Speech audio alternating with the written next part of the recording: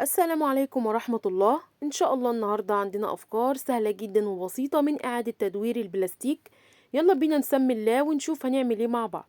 إن شاء الله كده معايا أول الفكرة اللي هعملها لكم جردل قديم. عندي هنا جردل بأي حجم متوفر عندي. هستخدم فيه إيه؟ عندي هنا ستيكر اللي هو بيتباع بالمتر. هبتدي كده أقصى جزء على قده بالظبط، بس مزودة مسافة 2 سنتي زيادة عن ارتفاع الجردل. بعد ما لزقته بالشكل ده هبتدي ان انا اقص الزيادة ديت على شرايط واخرجها على بره. هجيب دايرة من الكرتون وهبتدي برضو اغلفها بقطعة من الستيكر. قطعة الكرتون دي على قد القاعدة بتاعة الجردل بتاعي. تمام كده. انا هنا دلوقتي زي ما احنا شايفين لزقته وابتديت برضو اقص كده مزودة 2 سنتي زيادة، وهبتدي اتنيهم على الناحية التانية. طبعا محتاجة دايرتين. هبتدي دلوقتي اوزع سيليكون سخن وهبتدي اثبته في الجردل بتاعي. هعمل ايه؟ ان انا عايزة دلوقتي الزق دايرة من الداخل ودايرة من الخارج. بغلف كل الجردل بتاعي، ما بسيبش فيه اي جزء باين. تمام كده.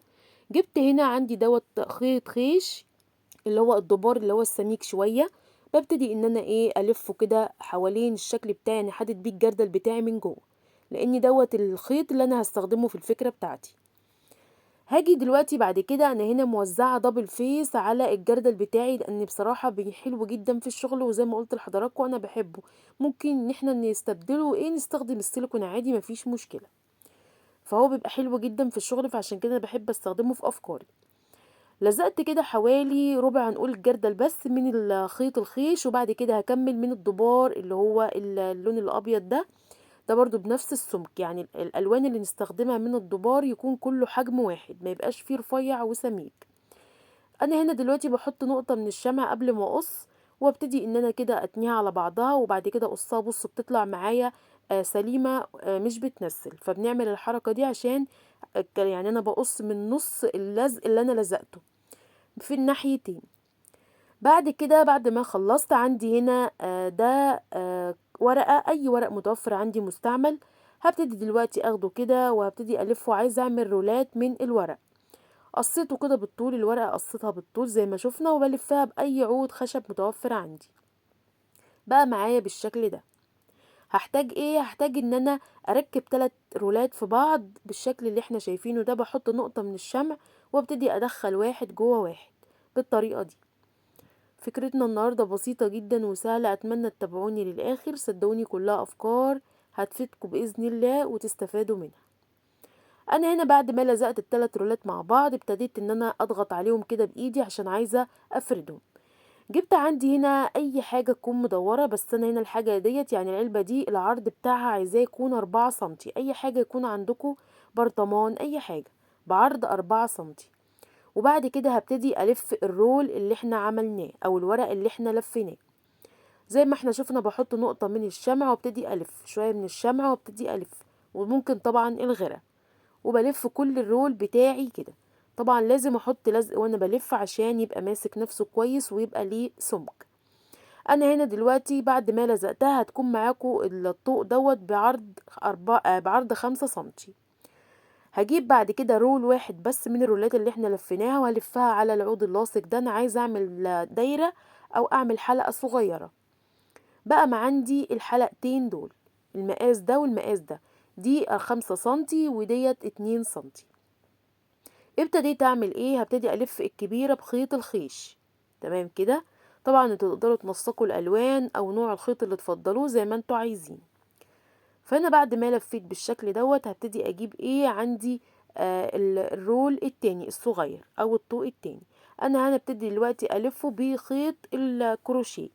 هبتدي طبعا انا هنا مزوده الخيط بتاعي شويه لاني محتاجاه. هعمل بعد ما خلصت لفه؟ هبتدي اثبته جوه الحلقه الكبيره. هدخل الاتنين في بعض كده، وبعد كده الخيط اللي بقى معايا هبتدي الفه حوالين الطوقين. تمام. بقى معايا بالشكل اللي احنا هنشوفه ده دلوقتي. انا طبعا الخيوط دي موجودة في محلات الخردواتية وبتتباع بالكيلو، ما عدا طبعا خيط الكروشيه. طبعا هو بيتباع برضو بالكيلو، بس طبعا ممكن تشتري بالبكرة عادي. عندي هنا مجهزة مجموعة من الحلقات اللي احنا عملناها مع بعض. بعد كده هبتدي ان انا اثبتها على الجردل اللي انا عملتها. بحط نقطة من السيليكون بتاعي، وبعد كده بمسكها بايدي واثبتها كويس لحد ما تنشف. وانا شغالة كده لو عندي اي حاجة زيادة من الشمع بشيلها. وهبتدي الف الطوق بتاعي كله. انا مستخدمة الجردل الوسط، ومقاسات الحلقات دي هتطلع على قد الجردل بالظبط. بعد ما ابتديت ان انا لزقت كل الحلقات، ما شاء الله طلع معايا مظبوط بالظبط. هبتدي دلوقتي الزق كل حلقتين جنب بعض، وبرضو امسكها كده بايدي شوية لحد ما تنشف معايا. وهلزق كل الحلقات بتاعتي بالشكل ده. بعد كده عندي ايه؟ عندي خيط اللي انا استخدمته، خيط الكروشيه من نفس اللون اللي في الحلقة الصغيرة. هبتدي اثبته في البداية وفي النهاية. يعني ايه؟ انا هنا في الجزء اللي تحت ده بيبقى فيه كده الفروق او الفواصل اللي ما بين كل خيط والتاني، فانا همشي بالخيط بتاعي في الفروق دي. وطبعا انا مش بحط هنا شمع لاني مش عايزة الشمع يبان معايا، انا بس بثبتها في طرف الخيط اللي هو الخيش، وفي الطرف يعني في بدايته ونهايته، مش اكتر من كده، لان طبعا مش عايزة الشمع يبان معايا. وانا هنا طبعا بالطريقة ديت ما تقلقوش هيبقى ثابت وماسك نفسه كويس، لان الفروق اللي ما بين كل خيط والتاني هيبقى يعني بمعنى اصح داخل جواها بالشكل اللي احنا شفناه ده. بقى معايا ما شاء الله. ده فكرة الجردل بتاعي، فكرته جميلة وبسيطة وسهلة جدا. استخدمنا فيه بس شوية من الخيوط لا اكتر ولا اقل. يا رب يكون عجبكم الفكرة. اتمنى لو عجبكم الفكرة ما تنسوناش باللايك والاشتراك في القناة. ولو الفيديو عجبكم اتمنى تشيروه عشان الكل يستفيد. يلا بينا نشوف مع بعض الفكرة التانية. الفكرة التانية انا عندي هنا ده، هنا زي كان عندي برطمان بس بحجم كبير ما شاء الله، عامل زي الجردل بالظبط. انا هستخدمه. جبت هنا طبعا عندي هستخدم فيه ايه؟ هستخدم فيه بواقي القماش، وهستخدم فيه الستيكر. هعمل ايه دلوقتي؟ جبت هنا لزق الدبل فيس، وهبتدي ان انا ايه احطه في القاعدة بتاعتي كده. ممكن استخدم السيليكون، طبعا ممكن جدا. هبتدي دلوقتي قصة دايرة من القماش، بواقي القماش، وهبتدي كده اثبتها بالشكل ده. طبعا مزوداها عن قطر الدايرة الاساسية بتاعة البرطمان عرض 1 سنتي، عشان السنتي الزيادة دوت هبتدي اطلعه على القاعدة بتاعتي من فوق كده. بوزع عليها شمع وارفعها بايدي زي ما احنا شفنا. طبعا البرطمان بتاعي متقسم ل3 اجزاء. انا هاجي كده في الجزء اللي في النص هبتدي احط فيه لزق دبل فيس، هحط بس شريطين مش اكتر. وبعد كده هبتدي ان انا اركب جزء من نفس القماش اللي استخدمته دلوقتي في القاعدة، هركب نفس الجزء دوت في الوسط بالشكل ده. طبعا بنقص القماش بتاعنا على قد الاجزاء اللي بتبقى موجودة في البرطمان. وهبتدي اثبتها وبضغط بايدي عشان لو في اي هواء اخرجه معايا، ويبقى الملزوق معايا كويس جدا القماش. وهثبت طبعا الطرف بتاعي بنقطة من الشمع بسيطة جدا.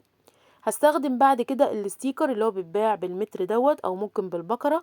ده الستيكر اللي هو الذهبي. هبتدي برضو قص اجزاء على قد باقي البرطمان بتاعي، وهبتدي ان انا ايه الزقه بالشكل ده. وانا برضو ماشية الستيكر بالذات بخرج برضو الهواء عشان ما يعمليش اي تجعيدات كده زي ما احنا شايفين او فقاعات هواء، لا عايزاه يبقى لازق كويس جدا، فبضغط عليه كويس قوي. هكرر نفس الخطوة في الجزء الأخير من البرطمان، وأنا شغالة برضو بضغط بإيدي بالشكل ده وأخرج كل الهواء اللي موجود فيه. بقى معايا ما شاء الله بالشكل اللي احنا شايفينه ده. برضو بسيط على فكرة جدا. أنا حبيت إن أنا أعمله معاكم لأنه هو كبير وزي الجردل. يعني أنا لو مش متوفر عندكم البرطمان الكبير ده ممكن أستخدم جردل عادي خالص بنفس الطريقة، أقدر أنفذ عليه نفس الفكرة. جبت بعد كده عندي شريط هنا لونه سيلفر، هبتدي ادخله في الشغل بتاعي. انا هلزقه ما بين الطرفين، يعني ما بين طرف الستيكر وما بين طرف قطعة القماش، وهثبته في النص كده. بوزع السيليكون يكون خفيف مش كتير، وابتدي ان انا الزق الشريط بتاعي. طبعا برضو نقدر ننسق الالوان زي ما احنا عايزين. وبثبت برضو في الطرف التاني بالطريقة دي. ما شاء الله برضو فكرته بسيطة وسهلة بالشكل اللي احنا شايفينه، وغير مكلف كمان. جبت جزء كمان من الستيكر بتاعي كده الصغير مستطيل، وهبتدي اثبت فيه جزء اصغر منه من القماش، والزقهم على بعض بالشكل ده. هاخدهم اثبتهم في النص بالظبط. عايزه اقول لكم على حاجه، كل مره اجي الزق فيها طرف حاجه اخلي كل البدايات والنهايات واقفين في مكان واحد، عشان يبقى شكل الشغل بتاعنا منسق وتمام. انا هنا بعد ما لزقت الجزء بتاعي هبتدي ان انا اجيب عندي استرسات لون اسود كده، هبتدي اثبتها في الاطراف اللي انا لزقتها، الجزء اللي هو المستطيل ده احدد بيه الشكل بتاعي يعني. طبعا ممكن نحط اي شرايط احنا عايزينها، ممكن نفنش برضو بالطريقة اللي تفضلوها. جبت عندي برضو هنا شريط لونه اسود، وهبتدي برضو الزقه في الطروف بتاعتي من فوق ومن تحت. دايما اي حاجة بنلزقها خصوصا من الاطراف دي نلزق عليها شرايط استرسات او اي شرايط متوفرة عندي، عشان الفينش يكون بتاع الشغل كويس معايا زي ما احنا شايفين كده. بقى معايا ما شاء الله بالشكل ده. الغطا بقى بتاع البرطمان بتاعي هرمي كده، يعني كأنه ملزوق فيه كذا غطا فوق بعضه. فانا طبعا هستخدمه. انا هنا ده عندي خيط مضفراه الضفيرة العادية خالص بتاعتنا. طبعا انا مستخدمة خيط سلسلة، تقدروا تستخدموا اي نوع خيط متوفر عندكم. وهبتدي ان انا برضو موزعة عليه لزق دبل فيس، وهبتدي الف الخيط بتاعي على الغطا.